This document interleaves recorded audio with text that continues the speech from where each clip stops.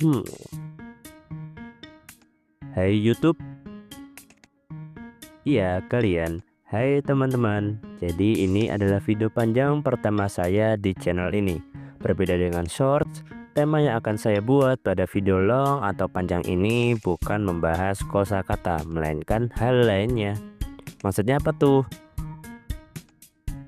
Jadi di video panjang ini saya akan membahas segmen yang baru dan berbeda dengan video short yang biasa kubuat. Contohnya di dalam video ini saya akan membahas perihal tentang peribahasa. So yap, selamat datang di segmen bahas peribahasa.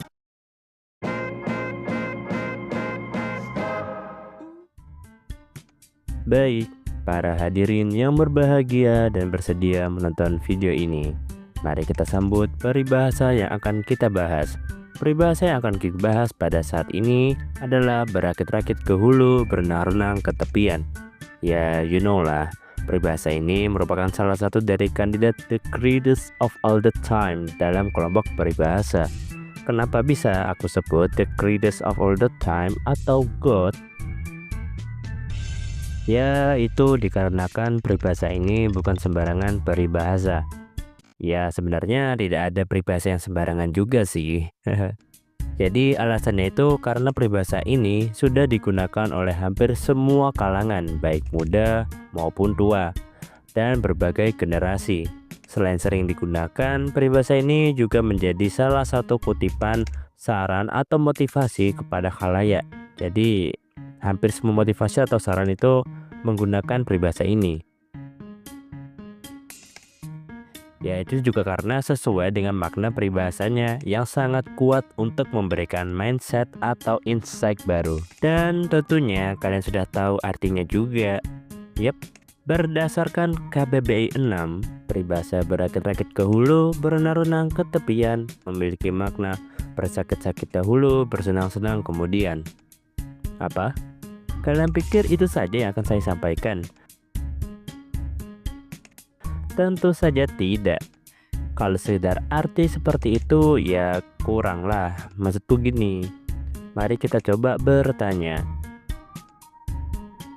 Kenapa dalam peribahasa itu harus menggunakan kata rakit, hulu, dan bukan yang lain? Atau kenapa bisa berujung pada frasa berenang-renang ke tepian? Kan sebelumnya udah ada rakit. Nah, jadi kayak sebuah channel yang sudah besar ya. Selain agar terdengar enak layaknya sajak pantun karena bunyi akhiran katanya sama, kayak berakit-rakit itu seirama dengan bersakit-sakit, ke hulu dahulu, berenang-renang itu bersenang-senang, dan ke tepian seirama dengan 視聴者の皆様、本日の放送に技術的な問題が発生しました。ご迷惑をおかけし誠に申し訳ございませんでした。現在復旧作業を行っております。ご理解のほどよろしくお願いいたします。 kemudian. Tapi ada maksud lain dari pemilihan kata-kata itu. Karena kata-kata itu memiliki makna yang lebih dalam dengan negara Indonesia ini cuy. Kok bisa? Nah, jadi nenek moyang kita tuh kan banyak yang jadi pelaut atau berkehidupan maritim.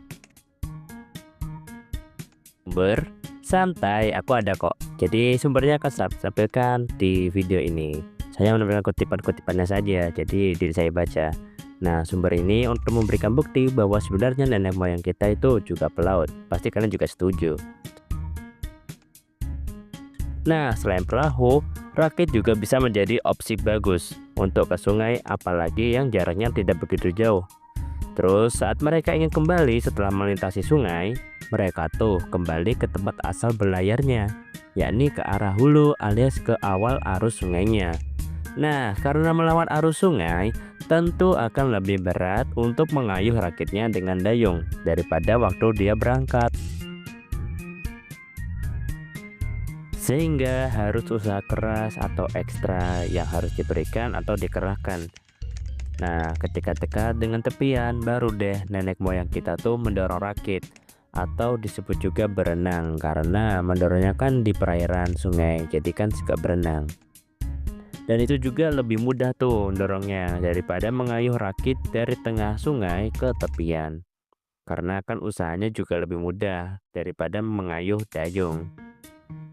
Sehingga peribahasa itu memiliki makna bersakit-sakit dahulu, bersenang-senang kemudian. Itu sesuai juga dengan bersakit-sakit dahulu, bersenang-senang kemudian dalam contoh kasusnya. Karena susah dulu, senangnya kemudian. Nah, pasti kalian langsung, "Oh, iya juga ya." Tapi kalau enggak, sorry ya so tahu. Nah, dari sini kita tahu kalau pemilihan kata-kata di atas itu bukan sekedar agar enak didengar, tapi juga relevan dengan contoh kasusnya terhadap maknanya. Di mana mereka harus usaha keras dulu untuk bisa melangkah yang lebih enak atau mudah di masa datangnya. Gimana? Keren gak sih? Orang yang di zaman itu tuh bisa menemukan peribahasa ini. Tapi ini juga hanya salah satu dari banyaknya peribahasa di dunia. Ya, semoga saja bisa saya bahas di video selanjutnya. Oh iya, mau nanya juga nih.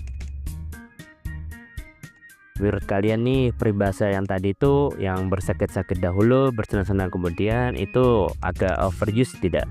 Atau sering digunakan gitu? Tapi kalau misalnya jawaban kalian iya, itu mungkin karena memang kata-kata peribahasa itu sangat bagus dan juga sangat memotivasi banyak orang. Jadi hampir di berbagai influencer atau tokoh-tokoh terkenal itu menyampaikan peribahasa bersakit-sakit dahulu, bersenang-senang kemudian. Jadi it's okay lah kalau misalnya emang overuse. Terima kasih sudah menonton dan hasta la vista.